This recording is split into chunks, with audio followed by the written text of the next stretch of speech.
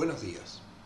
Esta es la clase número 14 del curso Capacitación en el manejo de bases de datos para el estudio de las ciencias biomédicas. Este es un curso organizado por el Departamento de Docencia del Centro Universitario de Estudios Medioambientales de la Facultad de Ciencias Médicas y es un servicio técnico de alto nivel del CONICET. En la clase de hoy veremos datos de la Organización Mundial de la Salud y algunos datos para acceso a transportadores de solutos. Muy bien, vamos a ingresar entonces a la página de la Organización Mundial de la Salud. Es www.who.int.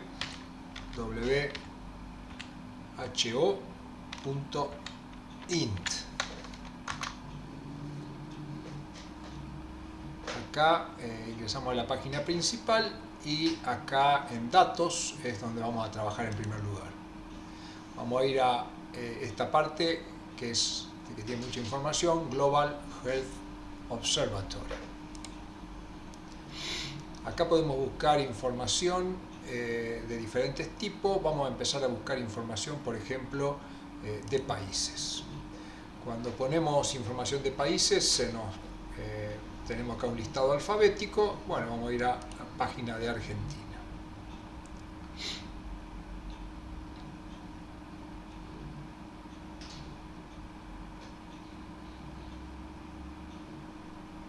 Acá podemos ver que nos muestra información de Argentina, de las últimas mediciones que hay, de diferentes aspectos, de cobertura de algún tipo de vacunación, tratamiento efectivo de la tuberculosis, etcétera, que nos da un determinado porcentaje. Nosotros acá podemos seleccionar, si deseamos, otros años. Por ejemplo, quisiéramos conocer el 2015. Acá tenemos, bueno, nos cambió el esquema. Acá tenemos, bueno, mortalidad neonatal para el año 2015, 6,52 por cada 1000 nacimientos vivos, y así sucesivamente. Tenemos una buena información. Y la que teníamos recién en la pantalla. Puede ser que para todos los años no esté. Esta información nosotros la podemos descargar si queremos, como podemos ver acá, exportarla en un formato PDF o en un formato PNG para tenerlo en nuestra computadora. Otro dato interesante lo encontramos en Map Gallery. Si abrimos Map Gallery, acá son mapas en los cuales tenemos diferentes tópicos para tocar. Vamos a ver el primero, por ejemplo, salud y alcohol.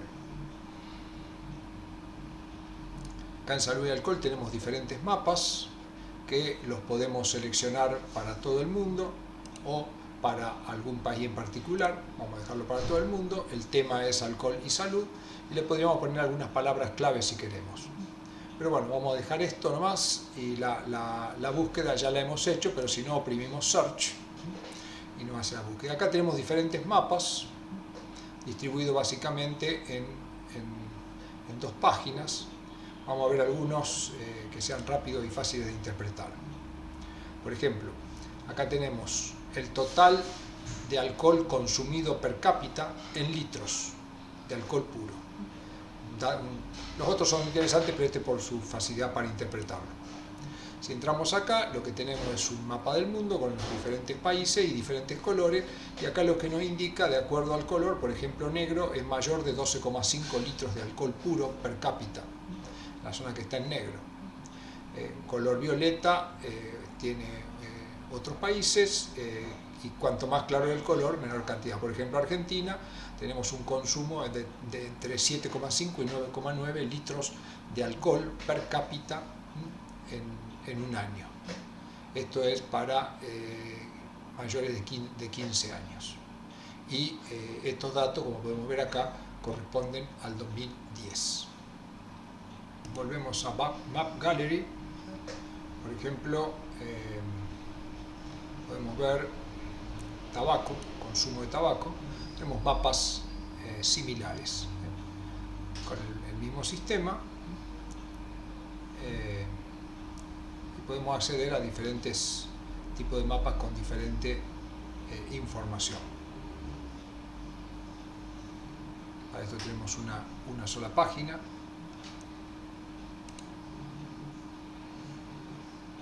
Acceso a agua, por ejemplo.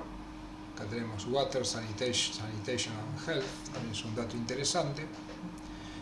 Muchas veces, por ejemplo, si nosotros queremos buscar Argentina, vemos que nos dice que no hay datos individuales. Entonces podemos acceder por el mundo para conocer algo respecto a Argentina. Como podemos ver, están divididos por año. O sea, este mapa es para el año 2000, este para 1990. Por ejemplo, este es un dato interesante: proporción de la población que usa fuentes de agua de buena calidad para bebida, ¿no? Donde podemos ver que Argentina es más del 90%, según los datos que figuran en la Organización Mundial de la Salud, ¿no es cierto?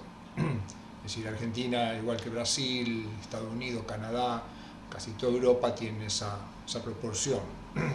Hay países, por ejemplo, muchos de África, con menos del 50% de la población. Muy bien, volvamos a la página principal.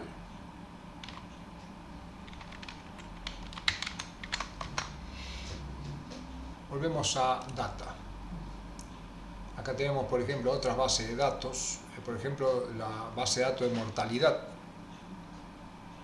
Es interesante el análisis. Acá nos muestra diferentes causas. Por ejemplo, acá por accidentes.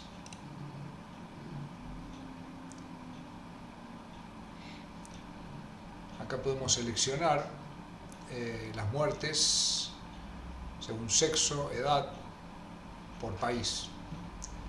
Supongamos que queremos para todos los grupos etarios, vamos a hacer acá América del Sur y Central, buscamos Argentina, todos los sexos y el número total de muertes.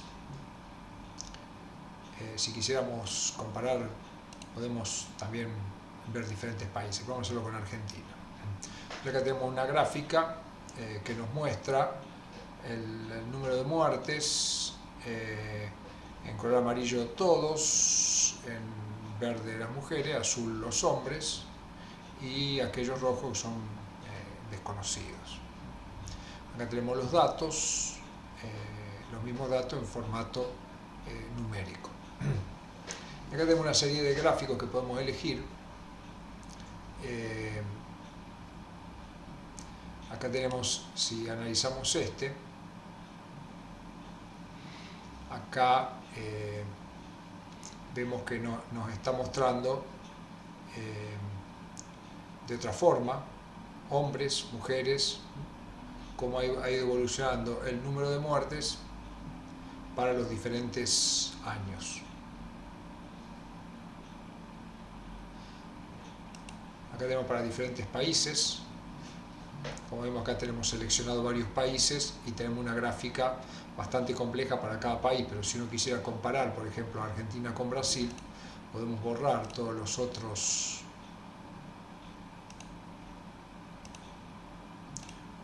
países y dejar solo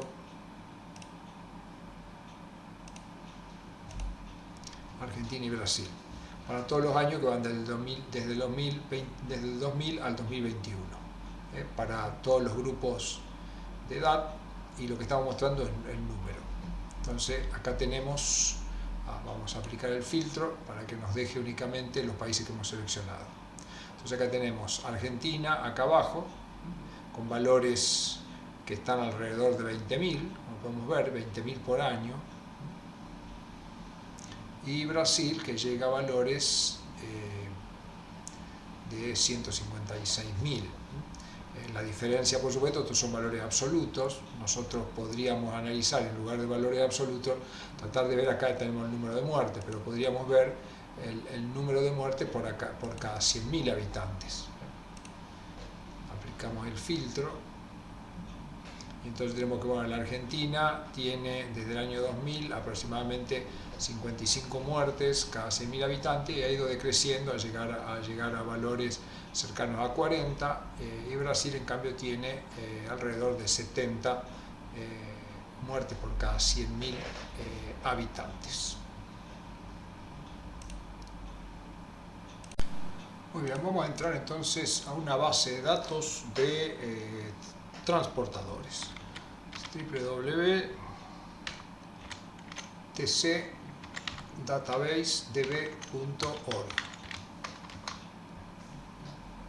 Esta base de datos es una base de datos de transportadores, clasificación de transportadores, y una buena herramienta que tenemos acá es búsqueda por sustrato. Acá hay una serie de instrucciones, pero bueno, básicamente lo que tenemos que colocar acá es el sustrato y hacer la búsqueda, ¿cierto? Entonces acá tenemos, por ejemplo, de glucosa, que nos interesa es de glucosa, entonces bueno, hacemos clic, acá nos seleccionó y volvemos a hacer clic. Acá tenemos diferentes transportadores que lo podemos ir revisando, son números relativamente pequeños. Vamos a buscar el transportador que transporta glucosa acoplado con sodio. Vamos a ver si lo encontramos. Acá lo tenemos. Podríamos buscar también si conocemos las siglas. Acá tenemos transportador de glucosa. Hacemos clic sobre el transportador de glucosa. Tenemos acá una descripción con bibliografía. Después una descripción de la proteína, ¿cierto? Inclusive con su secuencia de aminoácidos. Y algunos detalles, dónde se encuentra, que por ejemplo es una proteína de membrana, que es integral, que se encuentra en el ribete en cepillo, etc.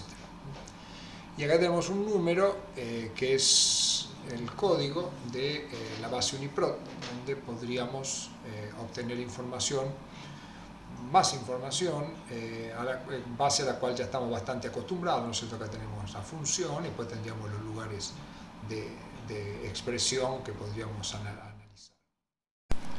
Muy bien, entonces sigamos con este transportador. Acá tenemos, este es el código del transportador, lo vamos a copiar para probar otras herramientas. Volvamos a Home y acá tenemos, por ejemplo, transportadores y enfermedades. Entonces acá nosotros podemos buscar por el TCID que tenemos, lo pegamos acá y buscamos. Nos selecciona nuevamente el transportador que estamos trabajando y acá tenemos la enfermedad, una glucosuria renal en un código, y es una enfermedad genética, tiene el link a la base OMIM que ya hemos estudiado a lo largo de este curso.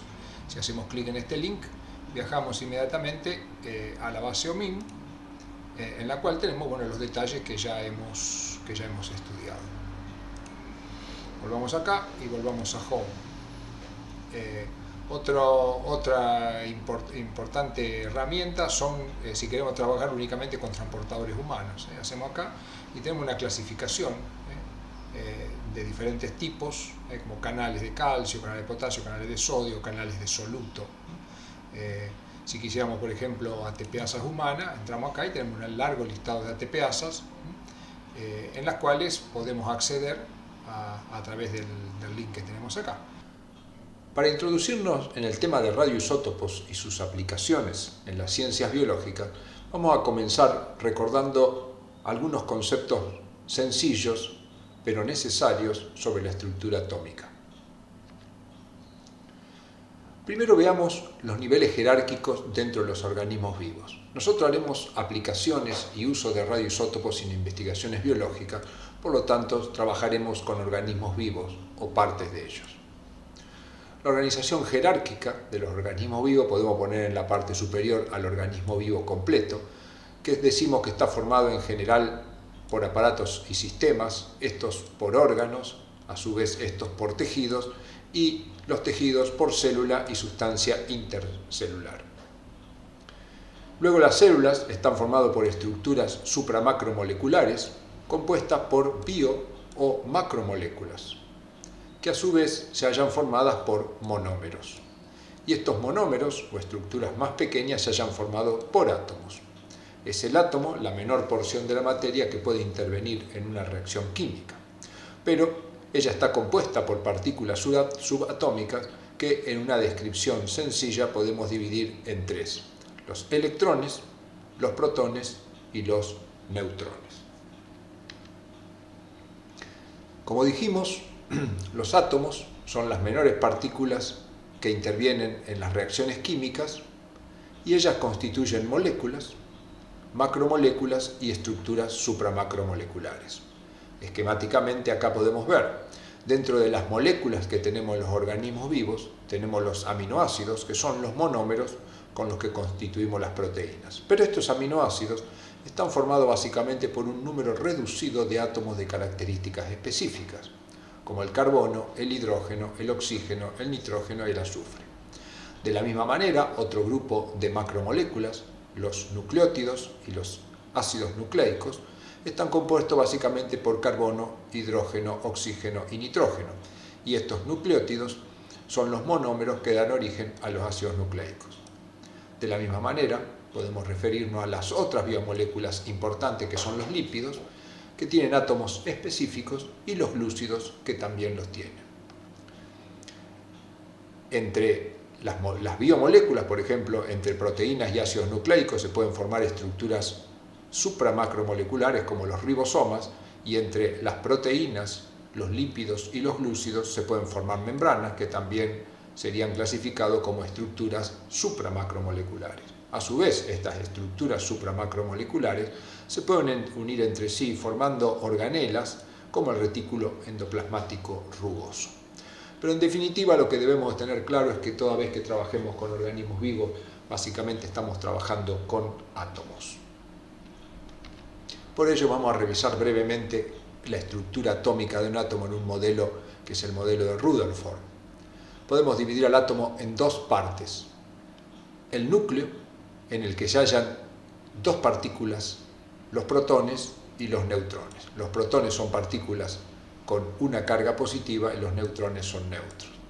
En las órbitas o niveles energéticos, que se enumeran desde 1, creciendo los números a medida que nos alejamos del núcleo, tenemos los electrones, que son partículas casi 2000 veces más livianas que un protón y se encuentran en números definidos que no serán de interés en este curso, en cada uno de los niveles.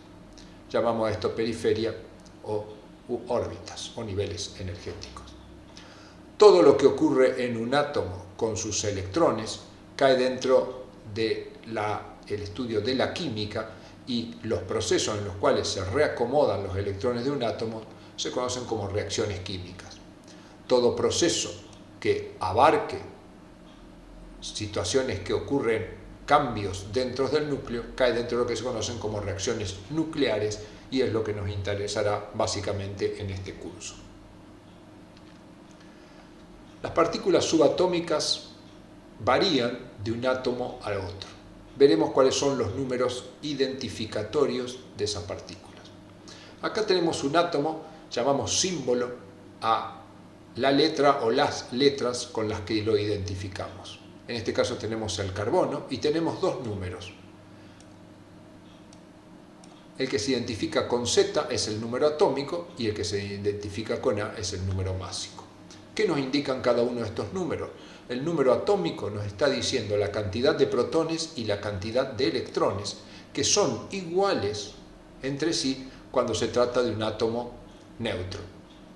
Por otro lado, el número másico o A nos está indicando la suma de protones más neutrones que tiene en el núcleo este átomo. Dicho de otra manera, el número másico nos da la cantidad de nucleones, como se llaman en conjunto a estas partículas. Así, si analizamos el carbono, como Z vale 6, decimos que tiene 6 protones y 6 electrones. Como A vale 12, la suma de protones más neutrones tiene que ser 12, pero como protones toma el número 6, quiere decir que neutrones tiene que ser 6. Por lo tanto, entonces este átomo tiene 6 protones, 6 electrones y 6 nucleones. De acuerdo a los números másico y atómico de cada átomo y a la cantidad de protones y neutrones que tenga, existen parentesco entre los átomos que pasaremos a describir. Hablamos de isótopos cuando tenemos dos átomos con igual cantidad de protones, pero diferente número de neutrones. Por ejemplo, acá tenemos dos átomos, carbono 6, 12, carbono 6 y 14. Si los analizamos, este carbono tiene 6 protones y 6 electrones, así lo indica su número atómico, y 6 neutrones, así lo indica su número másico, al restar a 12 el valor del número atómico. En el caso del carbono 14, tiene 6 protones, 6 electrones y 8 neutrones. Por lo tanto, como definimos, decimos que isótopos tienen igual cantidad de protones, como podemos ver acá, y diferente cantidad de neutrones. También se puede decir que los isótopos son átomos de un mismo elemento, como vemos acá, carbono, pero con diferente cantidad de neutrones. Los isótonos es otra relación entre átomos. Decimos que dos átomos son isótonos cuando tienen igual cantidad de neutrones, pero diferente número de protones. Por ejemplo, tenemos el oxígeno 8 y el carbono 6. Tiene 8 protones y 8 electrones, como lo indica su número atómico, y por lo tanto, como su número másico es 16, 16 menos 8 nos da 8 neutrones. Si analizamos para el carbono, vemos que tiene, por el número atómico, 6 protones y 6 electrones, y si restamos 14 menos 6 nos da 8 neutrones. Estos dos átomos tienen igual cantidad de neutrones y por eso decimos que son isótonos. Pasemos a los isóbaros. Son átomos con igual cantidad de neutrones más protones. Por ejemplo, acá tenemos el oxígeno 8,16 y el nitrógeno 16. Tiene 8 protones y 8 electrones, como lo indica su número atómico, y este tiene 7. Sin embargo, cuando calculamos el número de neutrones, 16 menos 8 nos da 8 neutrones y 16 menos 7 nos da 9 neutrones. Parecen ser todos diferentes, sin embargo, la cantidad de neutrones más protones es exactamente la misma, es decir, que tienen la misma cantidad de nucleones. Los isómeros son átomos con igual cantidad de neutrones y protones, pero diferente contenido energético. Acá tenemos dos átomos que pertenecen a tecnecio. Su número atómico es 43 en ambos casos, por lo que tienen 43 protones y electrones. Si calculamos el número de neutrones es exactamente igual. Pero lo que difieren entre ellos es la energía de su núcleo, y por eso en este caso se indica como 99M, indicando la M metaestable por tener más energía que el átomo que tenemos a la izquierda. La palabra núclido, nucleído, átomo o isótopo lo usaremos en muchos casos como sinónimo, y decimos que un nucleído o un núclido es un átomo con un número atómico y masa y másico conocido.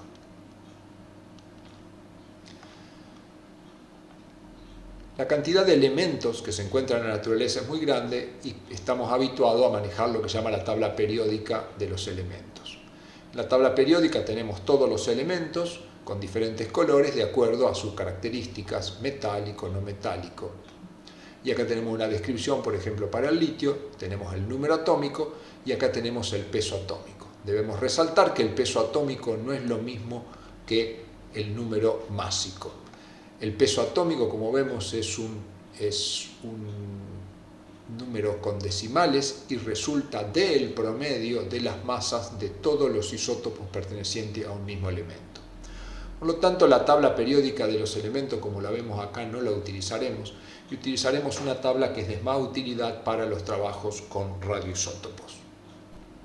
Lo que vamos a ver es el uso de una aplicación de una entidad, el National Nuclear Data Center, que nos provee de una aplicación que nos permite analizar los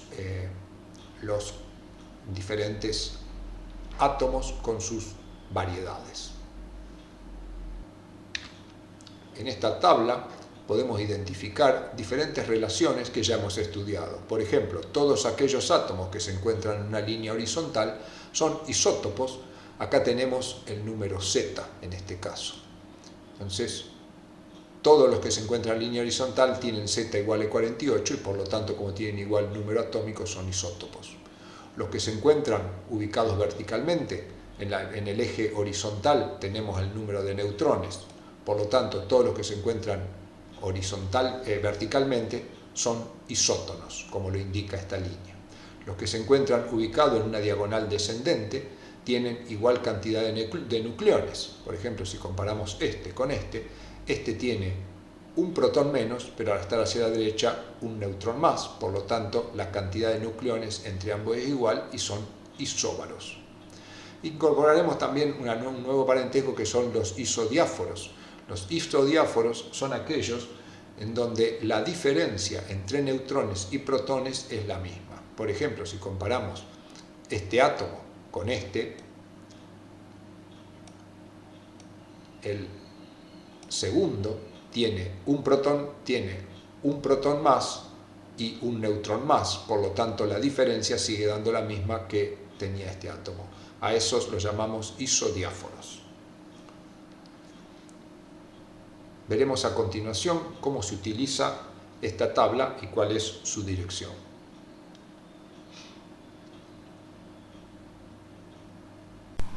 Muy bien, vamos a ver entonces algunas bases de datos relativamente sencillas para el análisis de núclidos, la búsqueda de isótopos, para, por ejemplo, aplicaciones en radiomedicina, en diagnóstico.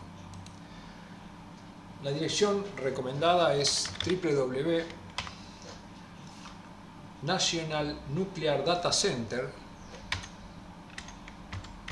sus iniciales, Brookhaven National Laboratory.gov. Acá ingresamos a una base de datos, como dijimos, National Nuclear Data Center. Acá tenemos una serie de datos. Nos vamos a concentrar básicamente en dos bases de datos. Hay varias formas de ingresar, pero vamos a ingresar por acá. Datos de núclidos y la base MIRT. Son quizás las más importantes. Entonces, vamos a entrar a esta acá. En esta base de datos tenemos acá representados todos los isótopos, en un esquema que parece complicado por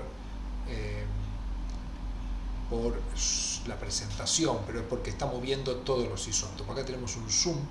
Si nosotros cambiamos el zoom, vamos a ver que esta base se modifica drásticamente.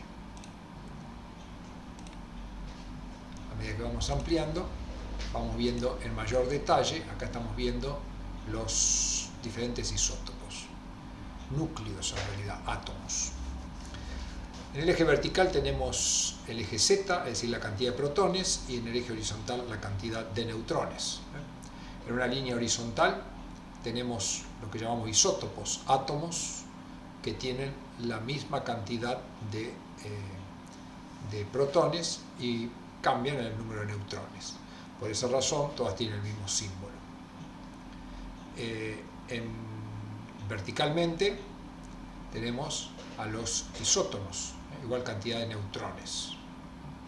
Pero después, moviéndonos en diagonal, vamos a tener, de acuerdo a la diagonal que nos movemos, si nos movemos así, tenemos isóbaros, porque acá ganamos un Z y perdemos un N, entonces el número de suma de neutrones más protones es exactamente igual. Acá tenemos unos gráficos a los cuales no vamos a prestar atención. Entonces, si nosotros queremos tener información sobre un isótopo, lo que podemos hacer es buscarlo acá.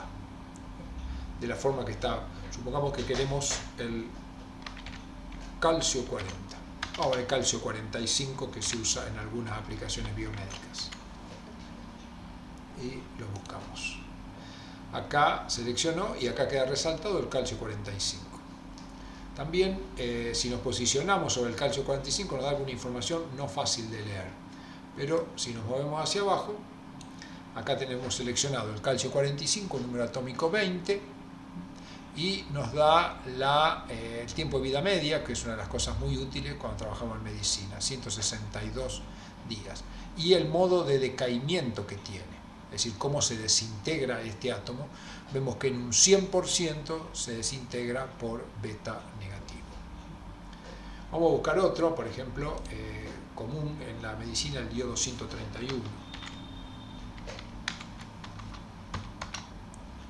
Acá lo hemos encontrado. Entonces, si vamos nuevamente acá abajo, tenemos iodo 131, tiene también un decaimiento beta en el 100%, y un tiempo de vida media de 8 días.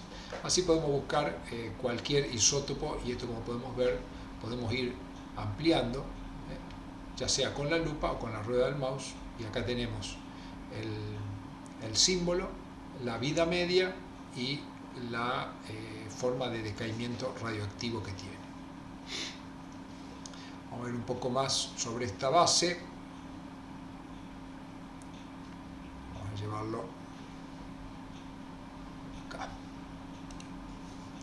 Acá tenemos un menú que nos permite clasificar los isótopos. Por ejemplo, acá están clasificados por vidas medias, y de acuerdo a la vida media que tengan, tienen diferentes colores. Por ejemplo, si la vida media es mayor a 10 a la 15 segundos, medido en segundos, están en negro. Quiere decir que todos estos isótopos que están acá marcados tienen vidas medias en segundos tremendamente altos. En cambio, aquellos isótopos que tienen colores, por ejemplo, como este, tiene 10 a la menos 7 segundos, o sea, dura millonésimas de segundo, corresponde a isótopos que están en esta zona. Entonces, de esta manera también nosotros, cuando nos acercamos acá, podemos distinguir, de acuerdo a los colores, las vidas medias. Por supuesto, vimos que si nos acercamos más, tenemos su valor de vida media. Y si bien tenemos muchas formas de clasificación, dentro de las aplicaciones biomédicas, el modo de decaimiento es interesante. Acá tenemos, como podemos ver, en color negro los isótopos que son estables, es decir, que no se desintegran. Después en color celeste los que tienen captura electrónica, beta negativo, alfa, protones, neutrones. Y entonces de esta manera podemos, cuando analizamos un isótopo en particular, por ejemplo, el iodo 131 decíamos que era beta negativo, pero digamos acá nos pone el color que corresponde a ese valor. Esa es la forma, digamos, los datos que podemos sacar son útiles cuando uno analiza, porque sabemos que la radiación, de acuerdo a la radiación que produce un isótopo, puede ser utilizado para una cierta aplicación en la medicina o para otra, ¿cierto? Muy bien. Otra base, vamos a volver hacia atrás, otra base muy interesante es la base MIR. La base MIR también nos da una información quizás más para especialistas en lo que es el manejo de decaimiento radioactivo, pero aquellas personas que trabajan con materiales radioactivos a estos conocimientos los tienen que tener, y de hecho tienen que acreditarlos ante la autoridad reguladora nuclear, que los contienen a estos conocimientos para poder manejar isótopos radioactivos. Entonces, por ejemplo, si buscamos el carbono 14, acá podemos poner de varias formas, como dice acá, podemos poner el número y el símbolo, por ejemplo 14, carbono, y acá nos hace la búsqueda y entonces nos da una serie de informaciones que ya también nos daba el otro, en la otra base, ¿no es cierto? La vida media es 5700 años, decae en forma beta negativa. Podemos descargar la página esta con un formato CSV, y después tenemos una cosa interesante, es acá representado como el decaimiento, por una forma muy especial, cuál es el isótopo que se forma, cuando el carbono 14, que tiene 14 nucleones y 6 protones, decae, el átomo que se forma es nitrógeno 7 con 14 neutrones, que es un átomo estable, y el 100% de la radiación se genera en forma de partículas beta negativas. Por supuesto que en esta base hay muchísima mayor cantidad de información, pero bueno, esta consideramos relevante para comienzo al menos con estudios con radioisótopos.